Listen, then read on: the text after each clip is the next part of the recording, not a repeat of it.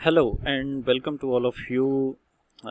In this video, we will discuss about the advanced final accounts question of paper 2015 Punjab University related to BCom 2. Now let's start the question. Question is that the following is the trial balance of Star Limited Company for the year ending 31st December 2010 and trial balance is given.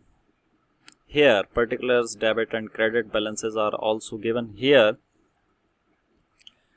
तो ये जो question है ये इसमें आपको learning की बहुत सारी चीज़ें मिलेंगी।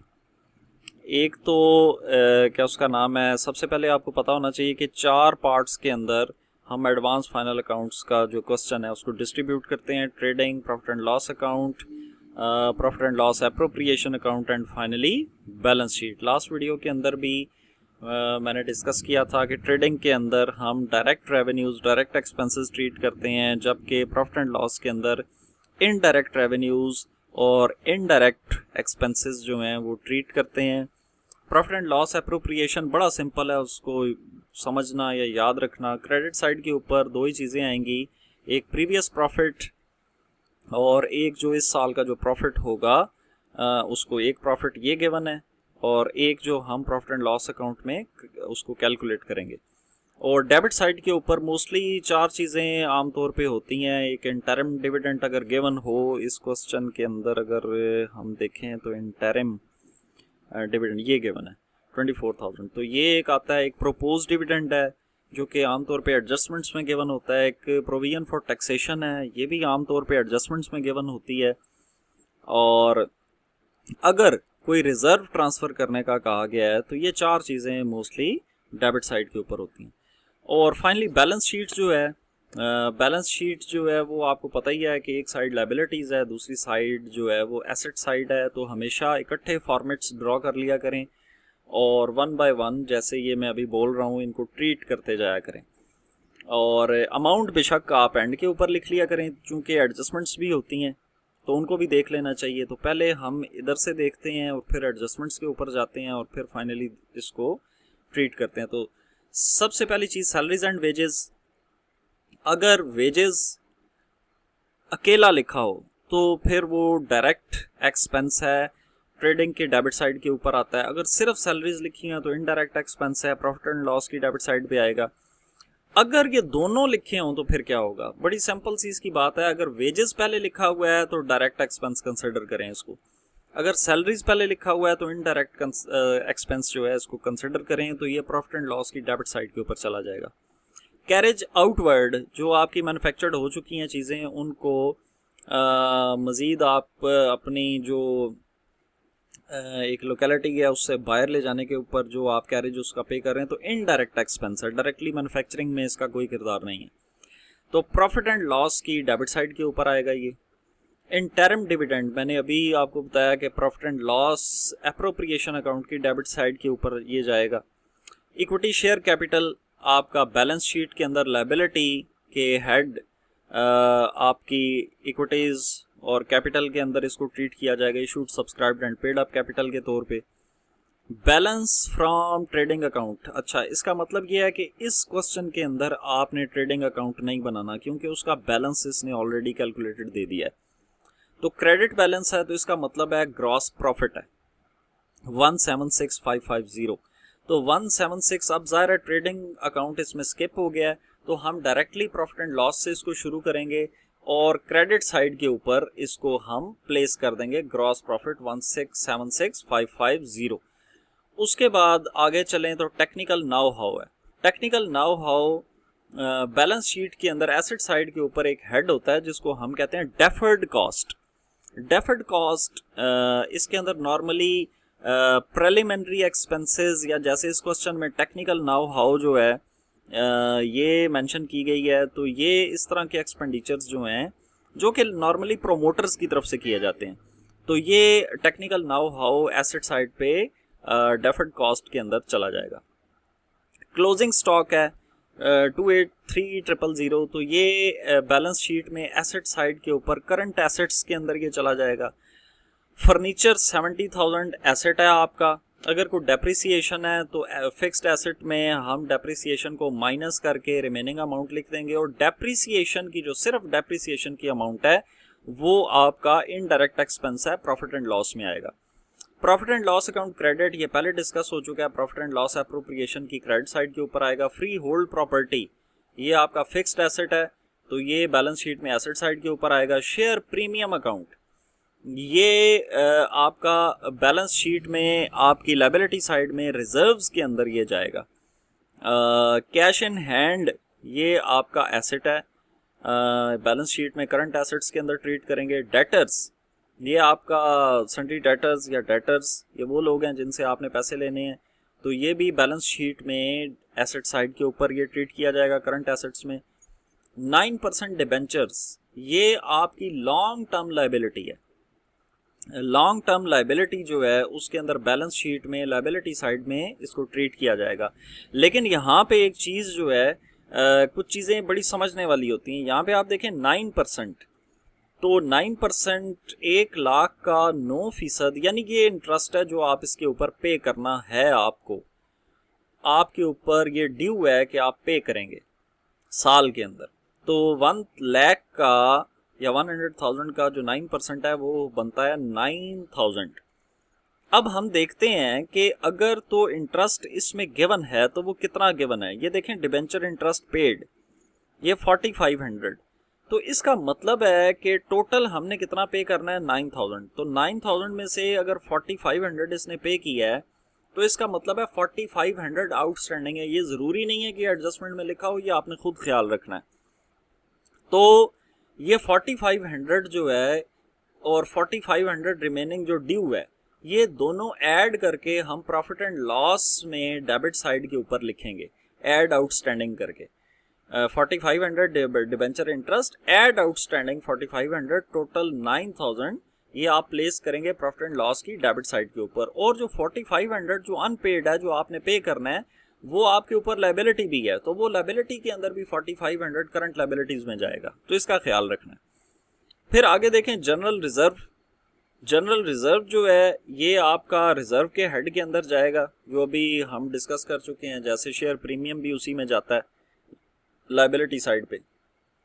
फिर बिल रिसीवेबल, बिल रिसीवेबल आपका एसेट है 12,000 बैलेंस शीट में एसेट साइड के ऊपर जाएगा। डिबेंचर इंटरेस्ट हम डिस्कस कर चुके हैं। क्रेडिटर्स आपकी लायबिलिटी या करंट लायबिलिटीज में जाएगा 50,400।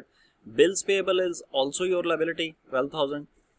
ट्रांसफर टू जनरल रिजर्व, अब यहाँ पे आपने एक और चीज का एहतियात करनी है कि यहाँ पे अगर तो ये transfer to general reserve given होता ट्रायल बैलेंस में फिर तो ठीक था, फिर हम इसमें ऐड कर देते। लेकिन यहाँ पे देखें ये ट्रायल बैलेंस में जनरल रिजर्व भी गिवन है और ट्रांसफर टू जनरल रिजर्व भी गिवन है। तो यहाँ पे एक ख्याल रखना है आपने कि ये जिस वक्त आप प्रॉफिट एंड लॉस में इसको ट्रीट करेंगे उसमें एप्रोप्रिएशन में, तो ये आपको मैं दिखा देता हूँ कि ये देखें ट्रांसफर टू जनरल रिजर्व कितना आ गया 10,000। और जिस वक्त आप बैलेंस शीट में जाएंगे तो ये देखें आपने 28,000 ही पूरा रखना है। अगर ये एडजस्टमेंट में गिवन होता add transfer to general reserve फिर हम ठीक है, फिर हम 28,000 में हम ऐड कर देते। लेकिन ये क्वेश्चन के अंदर ट्रायल बैलेंस में गिवन है, तो ये ज़हन में रहे कि ये ऐड करने के बाद ये 28,000 बनना चाहिए। तो ये एक इसमें एहतियात आपने रखनी है। और आगे एडजस्टमेंट्स देख लेते हैं। Depreciation is to be provided at 10% on furniture and property. Furniture और प्रॉपर्टी के ऊपर 10% डेप्रिसिएशन कैलकुलेट करके हम प्रॉफिट एंड लॉस में एक तो लिखेंगे। इधर अगर हम देखें डेप्रिसिएशन, ये फर्नीचर की 70,000 वर्थ है तो 10% डेप्रिसिएशन 7,000 आ जाएगी। प्रॉपर्टी की 2 लाख वर्थ है 10% 20,000 आ जाएगी। और बैलेंस शीट में ये हमने इस प्रॉपर्टी में से ये डेप्रिसिएशन और फर्नीचर में से ये डेप्रिसिएशन माइनस करके यहाँ पे लिखनी है। तो ये तो होगी पहली एडजस्टमेंट। फिर credit sales of ₹3450 were left unrecorded. जो क्रेडिट सेल्स है 3450 की ये रिकॉर्ड नहीं हो सकी। तो एक बात तो ये याद रखें कि हम इसमें ट्रेडिंग अकाउंट नहीं बना रहे, यहाँ पे आपने डायरेक्टली ग्रॉस प्रॉफिट जो है उसके अंदर इसको ऐड कर देना नंबर 1। और नंबर 2, सन्ड्री डेटर्स वो लोग होते हैं जिनको आपने क्रेडिट के ऊपर चीज़ें दी हुई हैं और उनसे आपने पैसे लेने हैं। तो ये अगर क्रेडिट सेल्स अनरिकॉर्डेड है 3450, तो इसका मतलब है कि ये सन्ड्री डेटर्स के अंदर ये अमाउंट रिकॉर्ड नहीं है। ये तो ये 115000 के अंदर ये 3450 जो है इसको भी ऐड करना है। और फिर आ जाता है जी create provision for bad and doubtful debts at 4% on debtors. तकरीबन हर ही पेपर के अंदर, हर क्वेश्चन के अंदर मैं ये फार्मूला डिस्कस करता हूँ क्योंकि नॉर्मली स्टूडेंट्स इसको भूल जाते हैं। फार्मूला बड़ा सिंपल है जी, debtors sorry bad debts add write-off if given in the adjustment, add new provision if given in the adjustment, less old provision which is given in the trial balance। so सबसे पहले हम देखते हैं जी bad debts इधर given हैं, अगर हैं तो वो कितने हैं। तो बैड डेट्स जो हैं वो इस क्वेश्चन के अंदर गिवन नहीं है, तो बैड डेट्स आप देखें जी 0 हो जाएंगे। Add write off, write off भी एडजस्टमेंट में कोई गिवन नहीं है तो 0 हो जाएगा। Add new provision, new provision इन्होंने कितनी कही जी कि 4% ऑन डेटर्स, तो 4% डेटर्स का 4% जो है ये चूंकि ये 3450 ये अभी ये डिस्कस हुआ है कि ये सन्ड्री डेटर्स में ऐड होगी, ये जो सेल्स रिकॉर्ड नहीं हुई तो इसको ऐड करके 4% ले लेना है, तो ये न्यू प्रोविजन आ गई। Less old provision normally trial balance में गिवन होती है जो कि इधर नहीं है, तो इसका मतलब है कि वो भी 0 होगी। और 4738 आपकी आ जाएंगे बैड डेट्स। अब बैलेंस शीट में सन्ड्री डेटर्स में से कैसे हम माइनस करते हैं, देखें सन्ड्री डेटर्स में से सिंपल याद रखें कि बैलेंस शीट में ये तो प्रॉफिट एंड लॉस का फार्मूला है ना, तो बैलेंस शीट में sundry debtors less right of and less new provision. अब इस क्वेश्चन में चूंकि राइट ऑफ गिवन नहीं है और सिर्फ न्यू प्रोविजन गिवन है, तो सन्ड्री डेटर्स जो हैं उसमें से ये जो सेल्स जो लेफ्ट थी रिकॉर्ड होने से उसको ऐड किया हमने, और ये less right of 0 less new provision 4738 और रिमेनिंग हम यहाँ पे लिख देंगे। फिर उसके बाद अगली एडजस्टमेंट के ऊपर चलते हैं जी। The director propose the following 30,000 transfer to taxation reserve. तो ये तो सिंपल सी बात है, ये आपका प्रॉफिट एंड लॉस एप्रोप्रिएशन के अंदर डेबिट साइड के ऊपर आ जाएगा और ये आपका करंट लायबिलिटीज में भी चला जाएगा बैलेंस शीट में।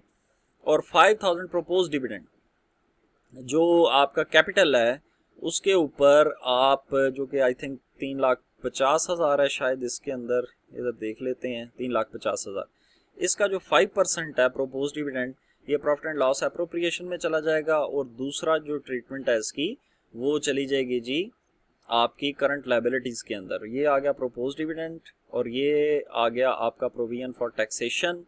और अब एक दफ़ा इन सारी चीज़ों को हम देख लेते हैं। ये आपके ग्रॉस प्रॉफिट का बैलेंस आ गया, ये जो अनरिकॉर्डेड है सेल्स वो आ गई। इधर डायरेक्ट एक्सपेंडिचर्स को देख लें तो सैलरीज एंड वेजेस है जो कि ऑलरेडी डिस्कस हुआ है, कैरेज आउटवर्ड है, इंटरेस्ट ऑन डिबेंचर्स वही जो मैंने आपको कहा था कि ये 9,000 पूरा करना है आपने, तो ये आ गया। बैड डेट्स का फार्मूला हम ऑलरेडी डिस्कस कर चुके हैं, डेप्रिसिएशन हम ऑलरेडी डिस्कस कर चुके हैं, तो ये आपका आ गया जी करंट प्रॉफिट। अब प्रीवियस प्रॉफिट जो है वो गिवन है आपको ये 74250, तो 74250 प्लस दिस प्रॉफिट, ये आपका प्रॉफिट एंड लॉस एप्रोप्रिएशन में क्रेडिट साइड के ऊपर आ गया। और डेबिट के ऊपर मैंने आपको बोला कि ये 3-4 चीज़ें आती हैं, एक तो ट्रांसफर टू जनरल रिजर्व जो कि 10,000 है, प्रोविजन फॉर टैक्सेशन है, प्रोपोज डिविडेंड है और इंटरम डिविडेंड है। और ये आपका आ गया जो बैलेंस है जो कि हमने अब बैलेंस ट्रांसफ़र करना है प्रॉफिट का, एक्चुअल प्रॉफिट 52312 बैलेंस शीट के अंदर। और बैलेंस शीट के अंदर आपके ये फिक्स्ड एसेट्स माइनस डेप्रिसिएशंस ये आ गए, डेफर्ड कॉस्ट पहले डिस्कस हो चुका है, technical now how, closing stock, bill receivable, cash in hand, sundry debtors का फार्मूला ऑलरेडी डिस्कस्ड है, तो ये आपकी आ गई एसेट साइड। और ये आपका आ गया कैपिटल जी 3,50,000। अथोराइज को हम नहीं काउंट करते, जस्ट लिखते हैं, इसी वजह से लाइन गिवन है नीचे। और ये प्रॉफिट आ गया जो अभी प्रॉफिट एंड लॉस एप्रोप्रिएशन से आया है। जनरल रिजर्व 28,000 हमने पूरा कर दिया यहाँ पे। शेयर प्रीमियम यहाँ पे हम ऑलरेडी डिस्कस कर चुके हैं। लॉन्ग टर्म लाइबिलिटीज़ के अंदर 9% डिबेंचर्स हैं और bills payable, interest on debentures payable जो कि वो 4,500 मिसिंग था। Propose dividend, provision for taxation और सन्ड्री क्रेडिटर्स, और 684712 ये आपके बैलेंस एसेट्स और लायबिलिटीज के बराबर हैं। So thank you, soon we will meet once again with the new question. Thank you.